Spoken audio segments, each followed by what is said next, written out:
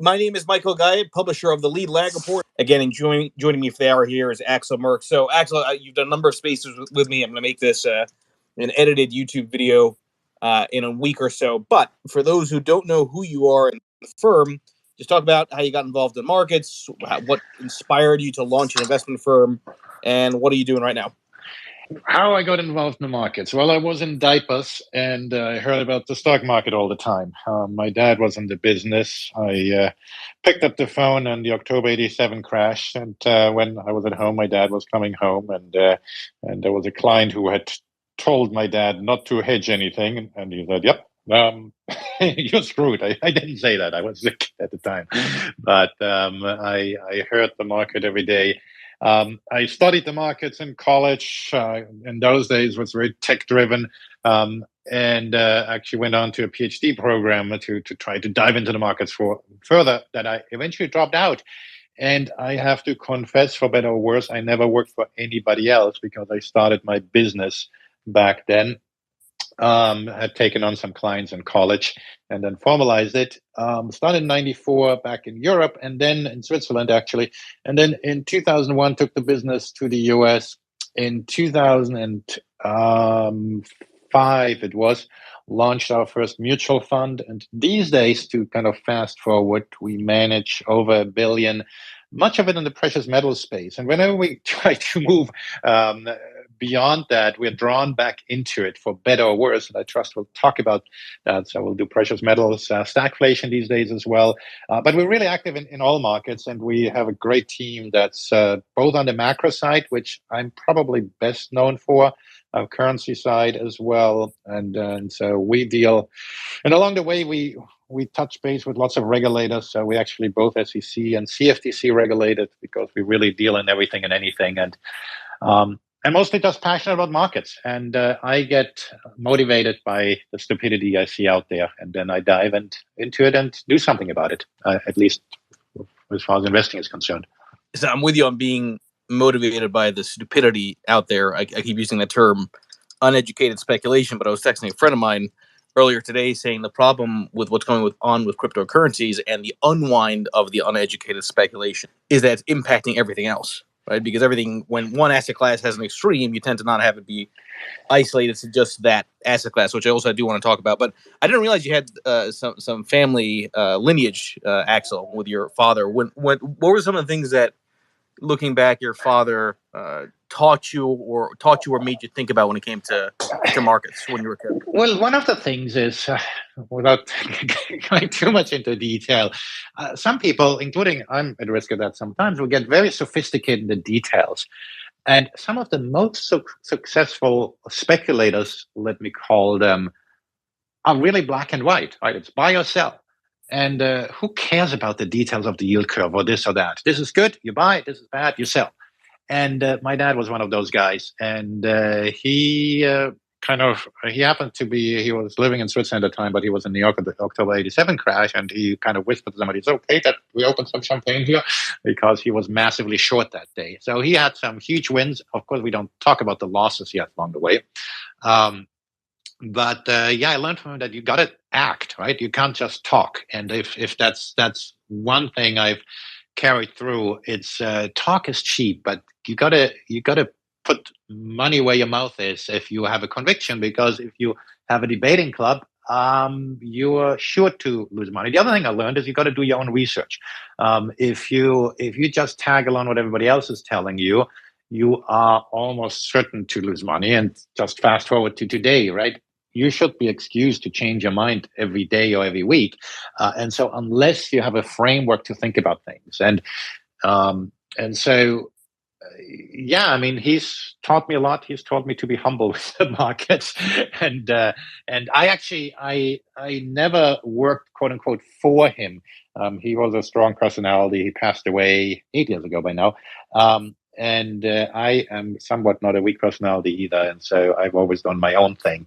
But it's been an interesting interface, an interesting journey with him over the years. Yeah, I can relate to that. I often reference my father in the 80s. He wrote a book called Challenge of a Generation, which was about the '87 crash. And there's this video I keep on putting out clips on Twitter of him teaching a bunch of Merrill Lynch brokers in the mid-late '80s.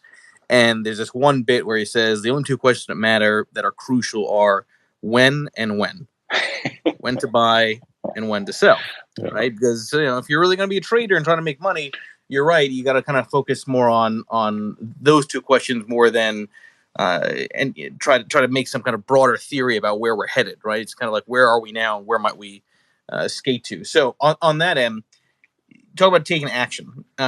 As we know, there are times in markets when you should take action. There are times in markets when you should not take action, and sometimes not taking action is a form of action, right? Because everyone always has the desire to want to do something. For you, and this is separate from Merck Investments and the precious metal side, which we'll talk on. For you, when you think about your own portfolio, where you yourself are invested in beyond the business, what helps you decide the kind of action to take to make you shift a particular asset allocation? Yeah, sure. And yes, you mentioned a very important thing, right? Difference between a company and myself. Now it's very difficult, right? Company has my name and actually eat my own cooking and so forth. But still, in a company, you have a mandate, you do certain things, and then personal, you have your personal preferences. But I actually do eat my own cooking, and so a lot of what I do is also what I do for the business. Now that said, I am married and have 4 kids, and my wife is not quite as much as enthusiastic about precious metals sometimes that I am at times. And so it's ultimately about risk management. As I wrote a book after the financial crisis because nobody was buying any financial products, and that's for my bucket list. And the short version you can fit into a tweet, which is. You spend less than you make, and the reason I say that is it's ultimately about risk management, right? I live in Silicon Valley because I presume I love paying high California taxes, and moved here in 2001, but didn't buy until 2009. And you may recall that a year after 2008, prices in Silicon Valley had not tumbled, but they were a little softer.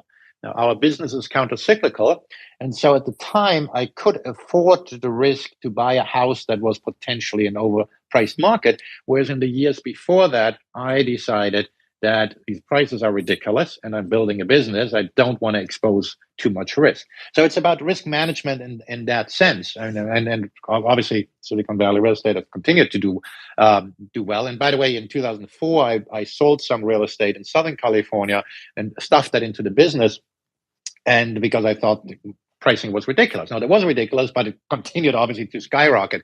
And you can't kind of shed tears for water under the bridge, but it's about risk management. And the same thing about the markets now, if you look at them. We can talk about them more, but we do all this fancy research and saying, well, based on these metrics, we shouldn't have a recession. And my reaction to that has been, yeah, that sucks, because the Fed needs to have a recession. And the reason why recessions are relevant is because risk assets tend to do worse in recessions. And so that's why if you look in the current environment, I'm more invested than I was in 2008, because in 2008 I had sold all my stocks, and so I do still have some risk exposure here, but it's really in the context of a larger portfolio, luckily. And in 2008, I was very much concerned about the financial system as a whole. And whereas I do have lots of complaining to do these days, the plumbing of the wheels aren't falling off as of yet or right now. And so in the long run, even if we have an inflationary environment on a normal level, risk assets might do just fine. And so I am substantially underinvested from where I would like to be in quote unquote normal periods, but we don't have normal periods. So I want to define for a moment the word risk. So I think Buffett is the one who said that risk is not knowing what you're doing. And traditional finance, we know, would argue that risk is volatility. How do you think of what risk actually is from not just, again, a personal allocation of investment standpoint, but as an entrepreneur, right? Because if you happen to launch a particular strategy at a cycle that doesn't favor it, that's a risk that's completely out of your control that you have to take. Well, two completely separate topics and answers. Yeah. Let me first answer the investor question. And as you know, we can't give specific investment advice, but what I always tell people is, if you can't sleep at night, you are over invested, right? Then you have more risk than you should have. All these models are crap, but if you get nervous at night, then you have too much risk in your portfolio. So that's that answer. But I actually have a very different philosophy about being an entrepreneur. I happen to think those who start their own business, including myself, are actually far more risk averse than those having a 9 to 5 job. And the reason I say that is I have thousands of clients, right? Investors in our funds. They don't all fire you all at once. You kind of hopefully get the message when they start firing you one by one. Whereas when you have a 9 to 5 job, there's one boss you got, and one day he picks up the phone. Sorry, we have a job cuts across the board. Goodbye. It was nice that you were with us for 10 years or 20 years. So I've always felt that going the self-employment route, the entrepreneurial route, is actually less risky than the one. And there are different stages in life when I think you can start a business. I was fortunate enough to be in the pre-family stage, because when you come out of college, you don't have any dependents. You're used to living on the cheap, and so what can possibly go wrong? I have one of my 4 kids is a college dropout and is working on a second startup. She got nothing to lose and a lot to gain. Right when you're in the kind of middle of your life and you have a children, family, then then sucks, right? Because you have a lot to risk. Then later, when you have built a cushion, then you can afford the risk of doing something. And so it depends on the stage in your life whether you want to take, from an entrepreneurial point of view, take a risk. As I indicated, right, I've had some summer jobs many years ago, but I was lucky enough, and that's good and bad, that I never worked for any of the big shops around there. I'm curious, Axel, how much of being an entrepreneur is really based on luck and timing of that launch, right? So it's the wrong type of strategy for the cycle that you're in, but you don't know exactly where you are in the cycle until you're 2 to 3 years after the cycle's got some momentum. What was the first strategy or first kind of vehicle that you launched with Merk Investments, and what was the sort of initial reaction in terms of the AUM growth? Well, I've had a 30-year startup. My wife thinks I don't have a startup anymore. I still think of ourselves as a startup, and you do a lot of stupid things along the way, and you certainly don't. That's one of the reasons maybe why you should work for a big company first, because you can make your mistakes elsewhere. So the first thing I did is all right. I was traveling around, living in different places, but I started the business in Switzerland because I had gone to high school there, and I started an offshore fund. And the reason I started an offshore fund is because, just from a regular point of view, Switzerland offshore was the cheapest way to do it. And I said, hey, I built a fantastic track record, and I will get all the money is going to just come flowing in. Well, guess what? When you publish your track record, the key thing you're getting is lots of sales calls of people who want to sell add-on services, but your investors are not going to line up. When you offer any service, you got to think about distribution. You got to think about your clients, and I had a lot to learn along those ways. When I started the first mutual fund in 2005, one of the big incentives to have a good distribution strategy was tremendously high fixed costs. Any of these public products have a very high cost to run. They can be very attractive when they're large, but they're very expensive to run. And so then you really get your butt kicked and do everything. And by that time, I had luckily figured things out. But in the early 90s, I was really naive, and I learned a lot along the way. But it was a good idea that I didn't have to feed too many mouths along the way. And I was in some ways more of a lifestyle advisor, as many are, that you have enough to get by, but it's calling it a business might be a tad premature. And so there are different ways of going about it. I learned my lessons along the way. And by the way, some of the biggest lessons I've learned was during COVID, and that's really goes beyond the entrepreneurialism. It's about the people's management skills, right? That we all learned, that anybody who's in a managerial role, that you have to spend more time with your staff to make sure they're okay. And because we've been around for a while, I have folks who are very young and some a little older, and they have all different challenges and phases in their lives, and you got to make sure that they're happy. And I'm very proud to say I have had just about no employee turnover in recent years, and I've taken this a step further. I have to coach the employees of the service providers we work with, because I have an interest that those guys don't quit when their bosses don't pay attention to them. And so I've put in calls to bosses of more junior people that we work with, telling them, hey, if you don't look after these folks, they're going to leave.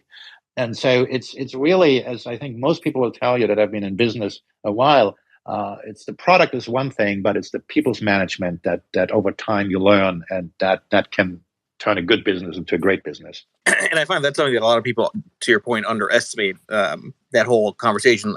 On the fixed cost point, most people probably don't realize it costs somewhere between, let's call it 200 to 250K, depending upon your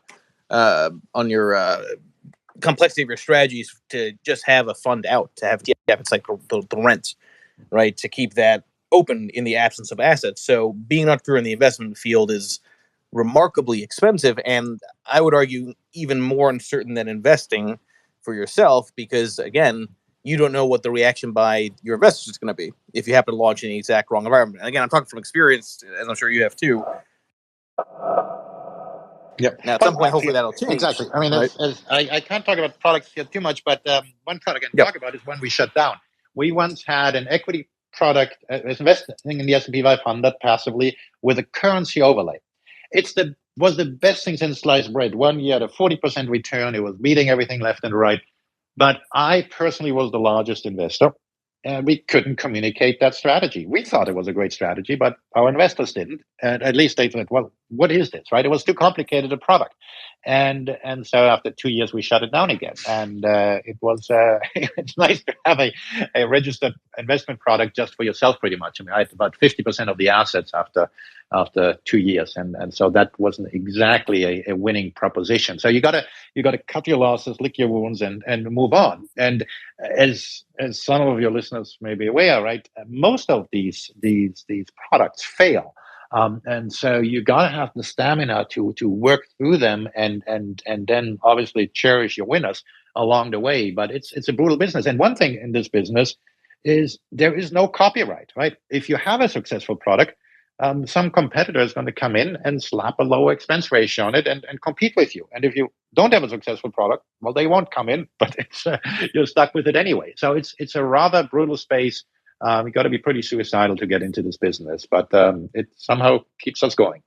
No, I'm with you 100%. I like emphasizing that point, because most people don't realize the challenge of the domain of the business of investment management. The business of investing management is supposed to just the investing.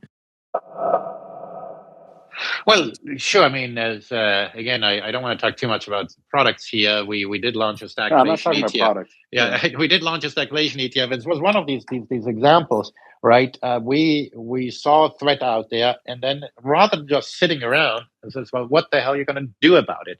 And then how do you design a product like this? What do you do? And so we looked at, well, what sort of things go up when inflation expectations go up? We obviously know the 1970s, and how do you structure it in a way that's simple enough so you can communicate it, and so forth. But yes, we think stagflation is a real risk. And to just expand on that for a moment, right? When you have supply shocks are stagflationary, because you have both inflation go up and you have unemployment potentially go up. And then what makes it worse is the reaction of policymakers that then try to quote unquote help. And what they do is, rather than fixing the supply issue, they boost demand, which just exacerbates these problems.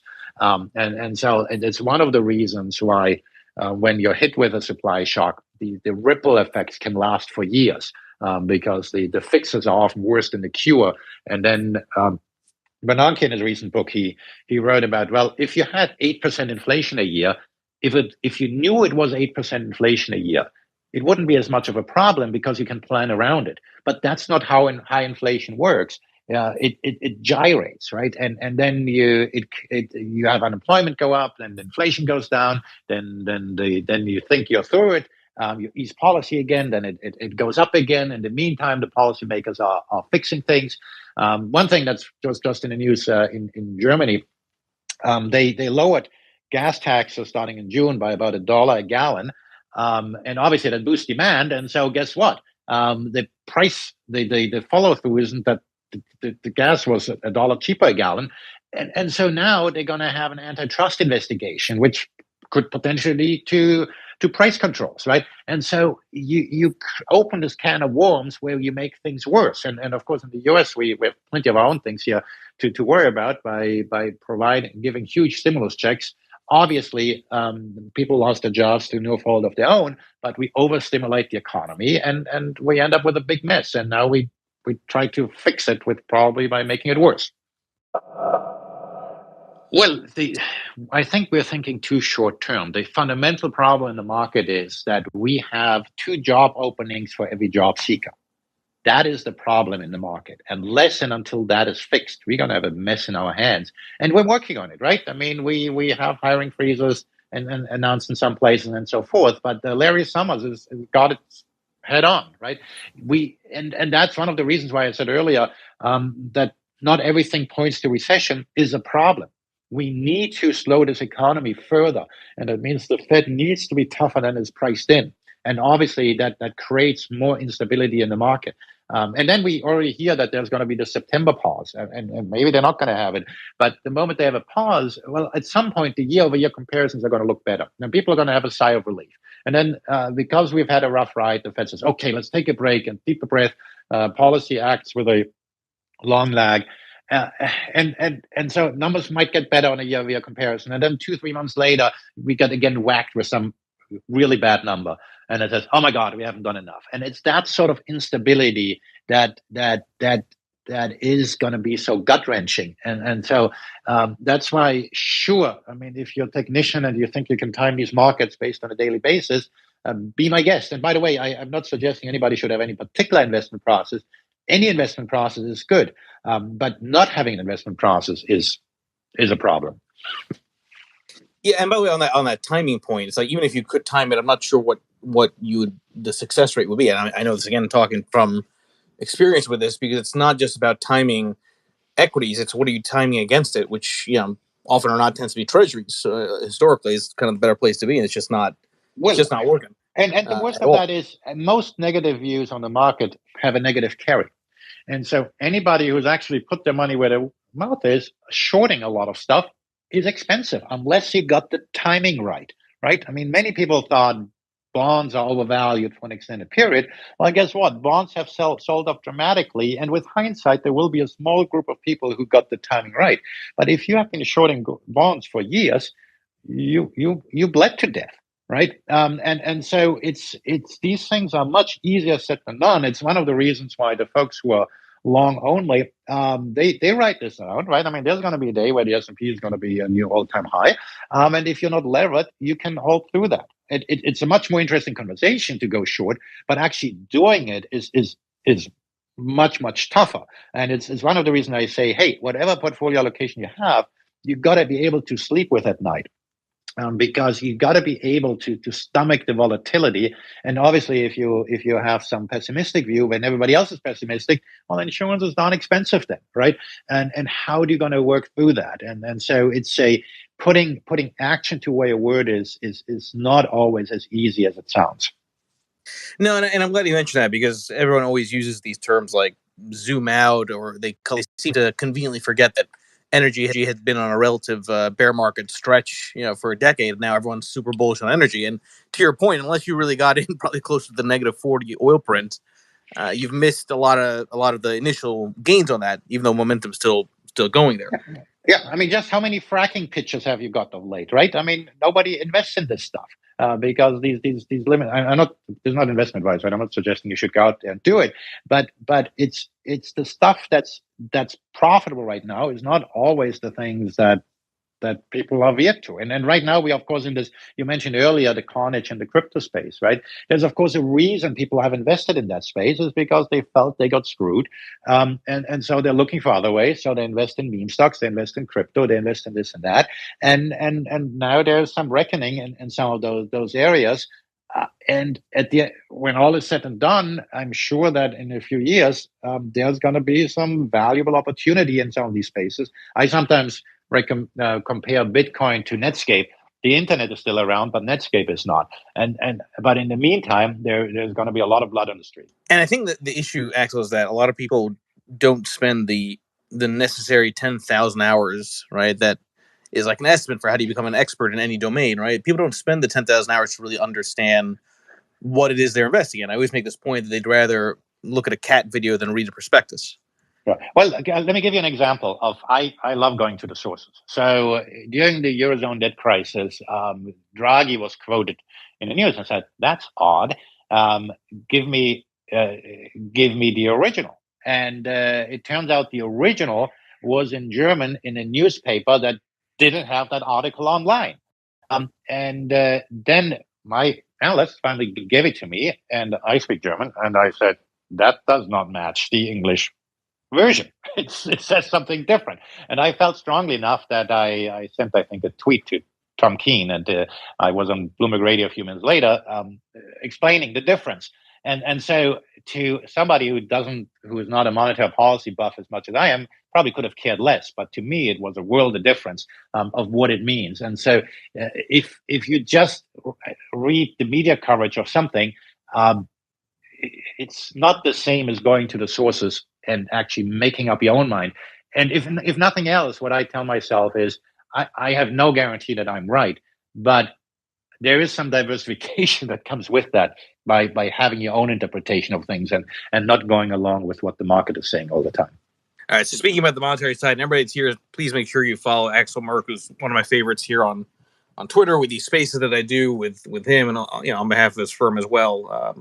So I named this space the Fed's the last great bubble, and I started using that term, gosh, probably back in 2011, 2012, and obviously I was way early in the idea that that bubble would burst with QE3.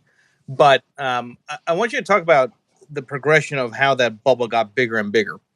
Did it really start? I'll tell you where I'm going with that. A lot of people will say the Great Financial Crisis was the marker where everything started really going downhill. I can make a case that it really started in '99, but talk through that dynamic a bit. Yeah, I got irked enough in 2004 about it that I started my first public product in 2005 because I'd been talking about how things are going to blow up at some point. And so I started worrying about the issues in the housing market and other things in 2004, 2005, and actually did something about it. But let me first address the broader point, the premise about the bubble and so forth. The one reason why I'm the boring guy out there is because I'm a big believer in can kicking. Not that I love the can kicking, but the amazing ability of policymakers to kick the can down the road. A lot of folks who read and listen to doomsday scenarios, they talk about the Great Reset or this or that. Well, that's bullshit. And the reason that's bullshit is because there's always a day after. If you look at Latin America, for example, they've had the bubbles burst many times over, but life continues, right? And it changes, and then people start embracing it, right? Nowadays, if you're in your mid-60s, you're still working and you think you're a productive member of society. Well, 40 years ago, you retired at that age, and that was the greatest achievement in life. Whereas, or just think about women in the family, right? If you tell a woman, hey, why you should be at home, you're going to get slapped in the face. Whereas in the 1950s, you didn't need to work. There was no need for that. There was a different role. So society embraces change. And as central banks are eroding purchasing power of the currency, we are in this rat race, and we will adapt and find new virtue in this way that we change things. In the meantime, of course, people get disenchanted. I've talked about the rise of populism way before Donald Trump was elected. He is a symptom of what the central banks have done to us, and because when people get upset, they want change, and they'll be veering towards populism. So to me, this is a very broad issue where your society is at risk of disintegrating when you push things too hard. And when has it started? Well, if you want to go back, it started with the introduction of the Federal Reserve, or worse, it started in the 1930s when the GSE, Fannie and Freddie, were created to create this Ponzi scheme that then blew up 80 years later in the housing bubble. And so you can start at various places, but obviously, if something takes 80 years to blow up, maybe it isn't a Ponzi scheme, right? There are many challenges that we have to deal with, and the question is, what did you invest, right? If you said in the 1930s, well, this is not going to work so great for the housing market 80 years down the road. Well, there was no 80-year futures that you could have bought, right? And so again, it's a question of timing. When do these things go bad? But it's interesting because the original purpose of the Fed was to intervene, right, to try to help mitigate the risk of bank runs and and help for a more efficient type of system. So they've always been in the market. And you can argue that that's actually needed to some extent. I mean, anybody that's in the crypto space will argue otherwise until they actually see what's going on in their accounts with the last several days here, right? That there are these issues that happen with exchanges. There's liquidity problems. But at what point in history did the Fed go too far, where they started really, kind of like that old expression, you give a man an inch, and right away they think they're a ruler. What was the inch for them that really got to the point where they started becoming really, really involved in markets? Oh goodness. Oh, I don't know, 1914 or whatever it was. I mean, I'd say the or 17 when 97. The when you have power, you always are tempted to do more. What I mean, to rather sidestepping that question, I recently read Bernanke's new book. If it's an important book to read because Bernanke continues to have influence and probably wants to have another job, probably as a regulator, maybe treasury secretary, it's also incredible torture to read. He firmly believes that you can do anything to justify maximum employment. That is more important than efficient capital allocation. And he uses fancy words, but he basically wants the Soviet Union. There we had full employment, right? Full employment is the most important thing that's out there. And so this is the slippery slope. And there were many, many things. One of the in our generation, one of the worst things that happened was the purchase of mortgage-backed securities after 2008. That started the slippery road from where we have gone and introduced all these new policies rather than just dealing with treasuries, right? If you accepted the Fed as its core function, well, and many don't, but if you accept it as a core function, they should not be stepping on political turf. And mortgage-backed securities, you're allocating credit to a specific sector. Now, if you look at Bernanke's book, he takes that as a baseline and everything that has happened since, and just thinks about what additional tools can we have, and how can we maybe cooperate with government or this or that. And then he's surprised that there is political backlash to that. Well, if you meddle on the turf of elected politicians, guess what? It's going to backfire. And so the one thing I said since 2008, and I still think that's the one thing that the Fed and anybody, not just the Fed, should be focusing on, is that the best short-term policy may be a good long-term policy. And some people say that's a platitude, but it's not. You cannot just do crisis fight after crisis fighting after crisis fighting. And the other thing I said in the financial crisis is that you cannot prevent the stupidity of any one person. The role of the regulator is to prevent that your stupidity is wrecking the financial system as a whole. And those are very basic principles. But if you were to look at the financial reforms that have taken place since 2008 and just have those two tests, especially the latter one, it's not there, right? We added on a boatload of new regulation, and it's we've destroyed liquidity. We've gotten now liquidity that's only skin deep. We've misaligned incentives, and it's but at the same time, right? We can complain about it all the time, but in the meantime, you need to make a living, and if you invest in the markets, you've got to deal with it somehow. What's happening now, though, with the Federal Reserve raising rates, many of the things that have happened don't work anymore. And if I can still rant on you a little bit longer, one of the biggest things when you had a 10-year bull market was that you invested according to your political conviction. Hey, why not invest in green? Because everything goes up, so I might as well invest in my pet project.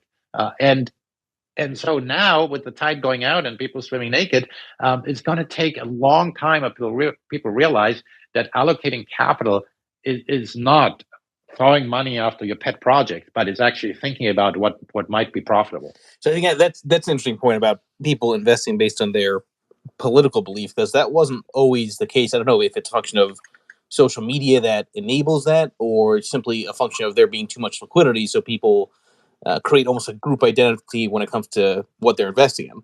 It's a function of the liquidity, I think, because the one thing that the moment the Federal Reserve started meddling in the credit allocation process, efficient capital allocation is out of the window, and you just chase whatever the central bank does, and that's a huge problem.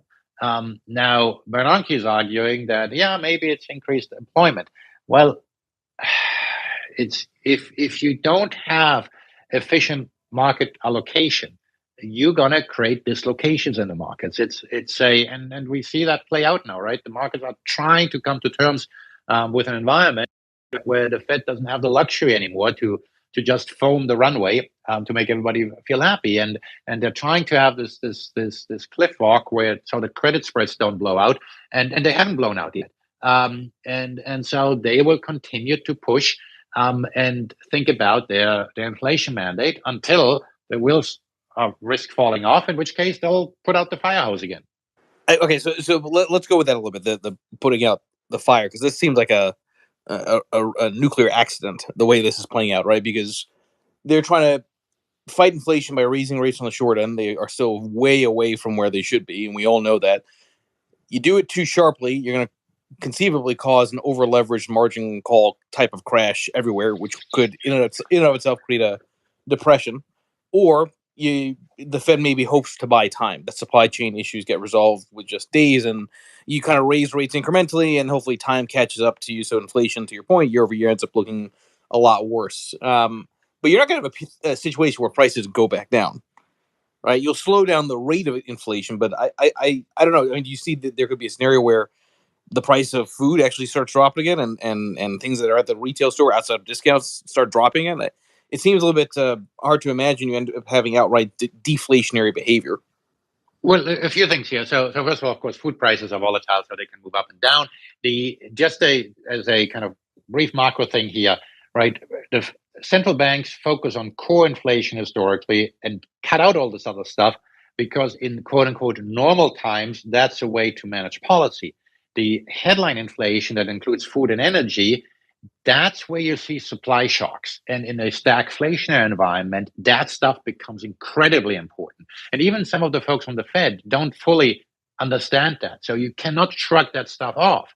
The other big mistake at the Fed is they do exactly what you said they do. They said, okay, let's tighten a little bit, let's buy some time and look.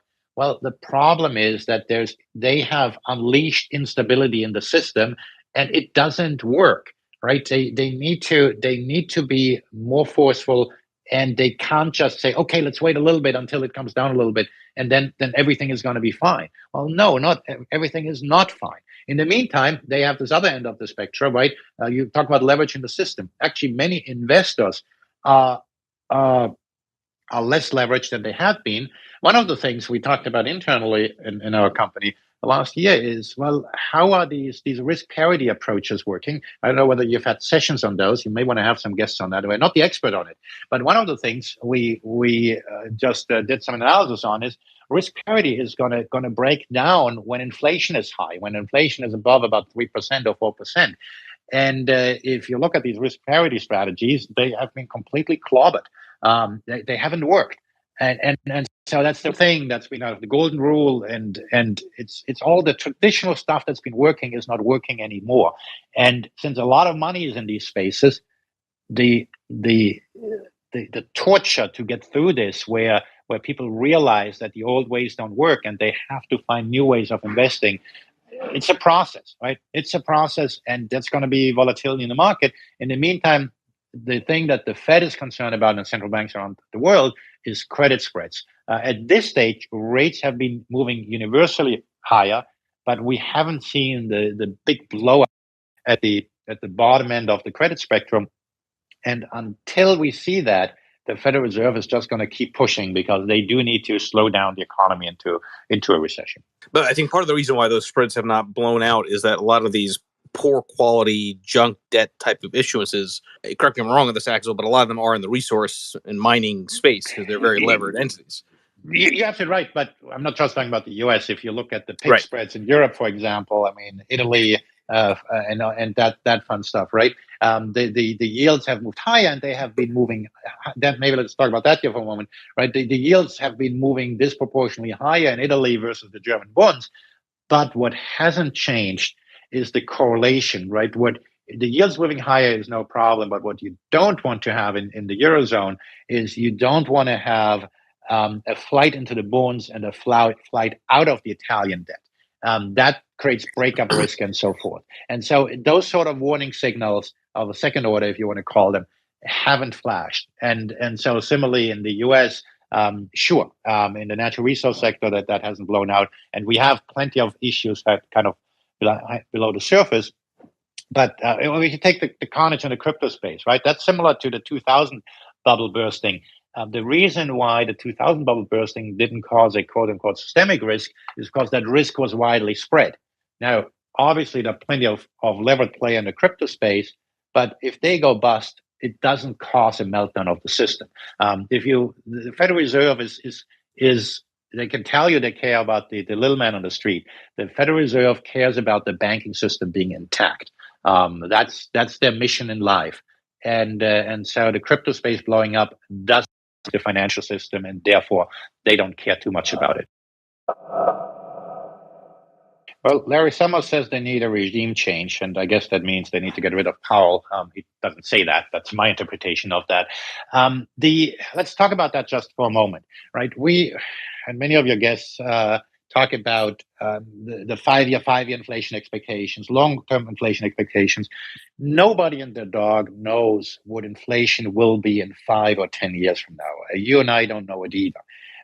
And so what these longer-term inflation expectations mean is their reflection of the market's confidence that the Fed got this. And the very concerning sign is that those metrics have been moving higher. University of Michigan just has some metrics there that there is a risk that inflation expectations go out of whack. And if and when they do, we have far more serious problems in our hands than maybe the S&P dropping here 2% or 3% in a day. Because then you have a real problem. And the Federal Reserve is slowly waking up to that. The big problem is, of course, that the Federal Reserve is married to this super idiotic framework of backward-looking inflation averaging, which they at least are de-emphasizing.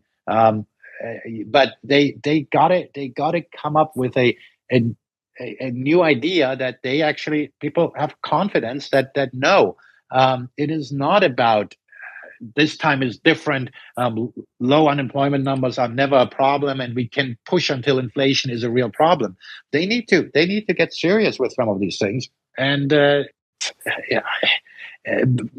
Powell is a lawyer. He loves his committees and whatnot.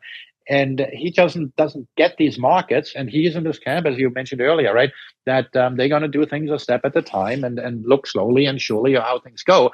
It's like you don't amputate a leg by starting with a big toe.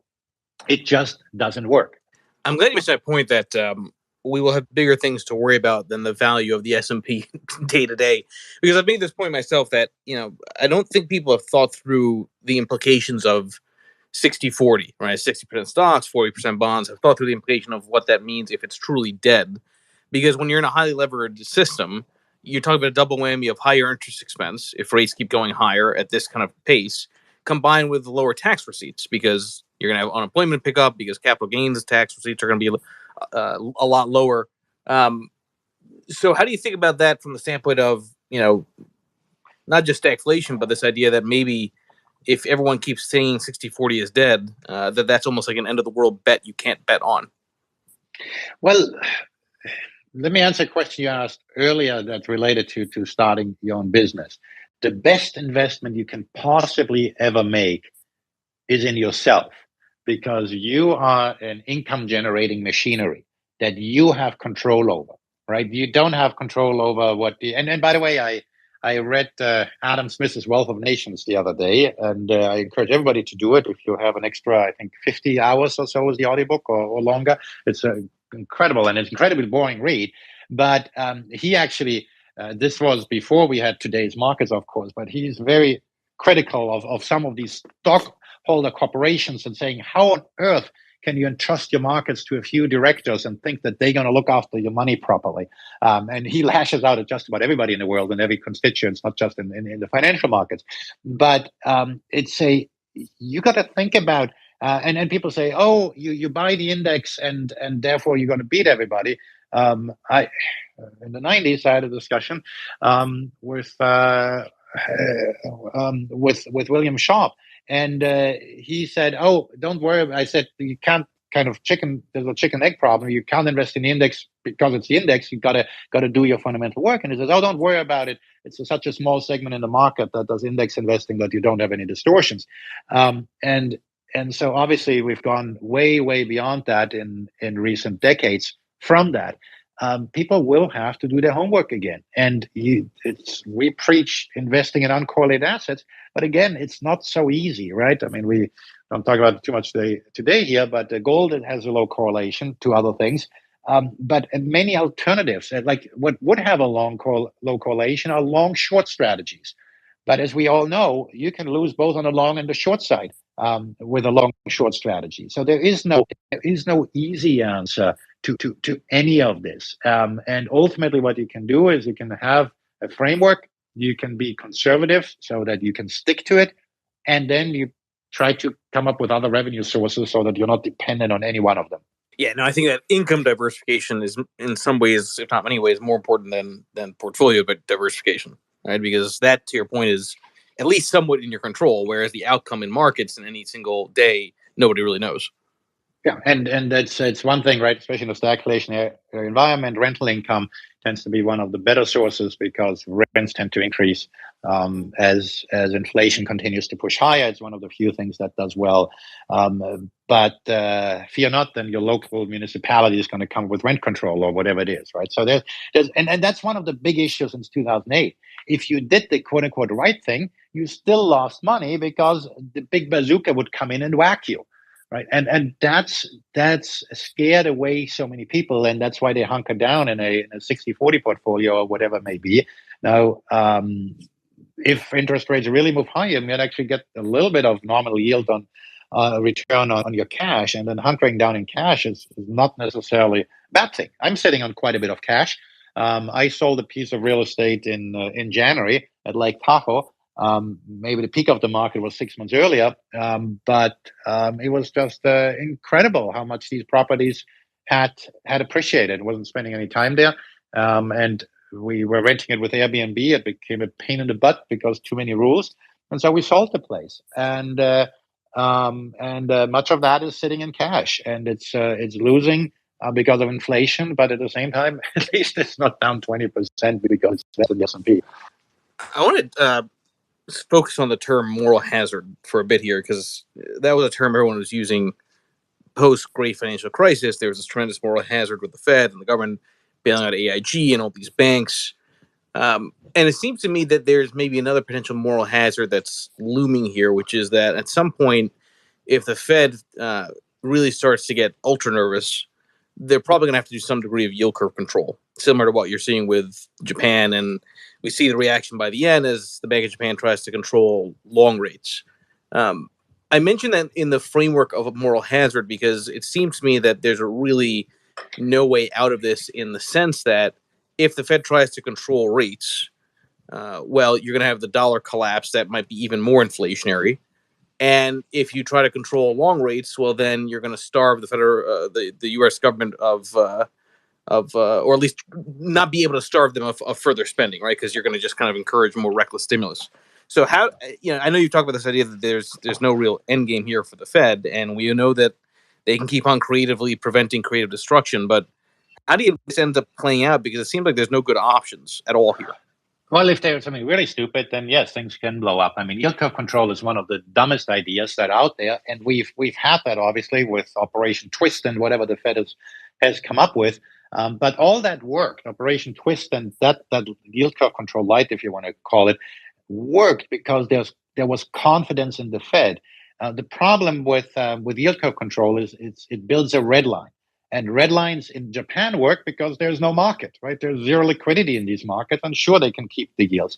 In the US, you have substitutions, right? You buy a German bond instead of a treasury bond, and they obviously aren't the same, but they are equivalent in some ways in that there's the same sort of riskiness looks for these sort of safe havens, and which means you have literally trillions out there that the Fed is simply zipping with a straw from the ocean. They cannot they cannot maintain yield curve control. The further you go out in the yield curve, the more difficult it is. And it works if you can talk down the markets, but it doesn't work when the confidence in the Fed is at risk. So it works in a normal environment, it might work, but not when you most need it. And if the Fed does go down the road of doing something that's stupid, yes, then they can really have egg on their face when these red lines get broken. And so that's the more red lines you have, the more you risk of damaging your own credibility.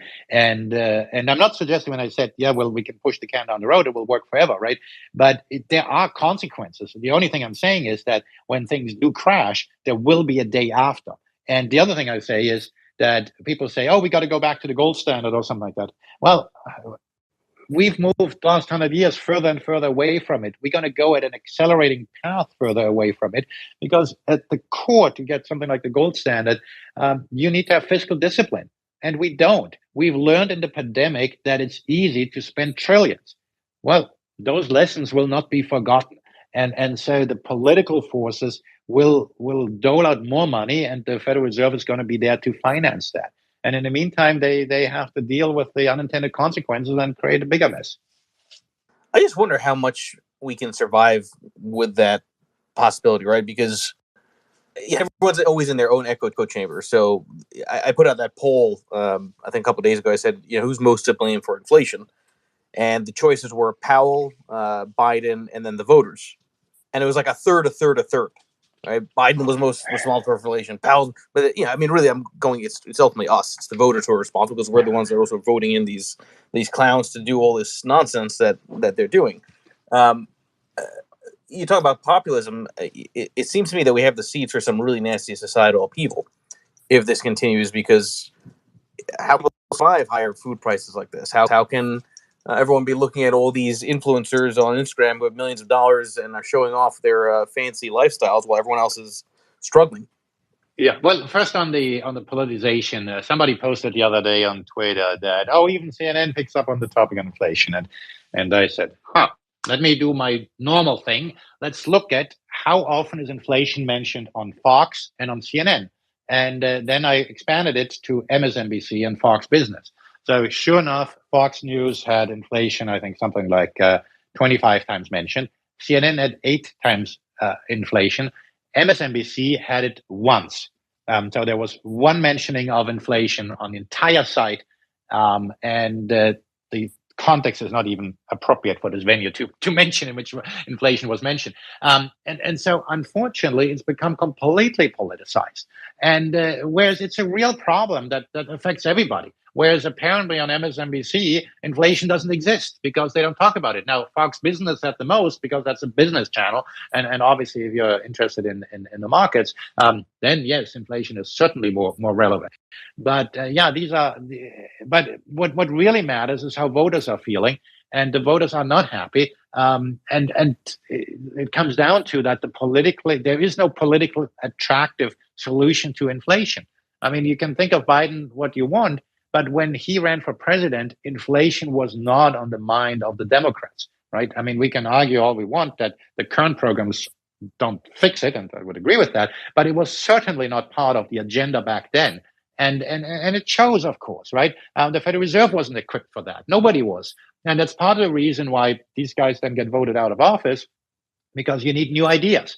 And by the way, it's not just left and right. In Australia, it was the opposite, right? In Australia, the Conservatives got kicked out of office because people didn't like inflation. Guess what? And the guys who were in power were the Conservatives. So it's not like one party owns this or that. I mentioned the potential price controls in Germany. Well, it's the freaking liberals that are quasi-liberal, in Germany is more libertarian, that introduce these sort of concepts that have led to that. So policymakers throughout the world just have incentives line up to do really, really stupid things. It doesn't really matter whether they're on the left or on the right. And as a result, when I'm on social media, I'm an equal opportunity offender. It's not like the policies on one side tend to be great and the other ones suck. Yeah, you and I are the same. I always rant that they both suck, right? Sure, no, great question. And if we have another 2 hours, I'll answer it. Let me just give the very top level view. I think that there are generally three types of gold investors. There's the investor who loves gold because of diversification benefits. Over the long run, correlation to equities is just about zero. It doesn't mean it's always zero. It's sometimes positive and sometimes negatively correlated.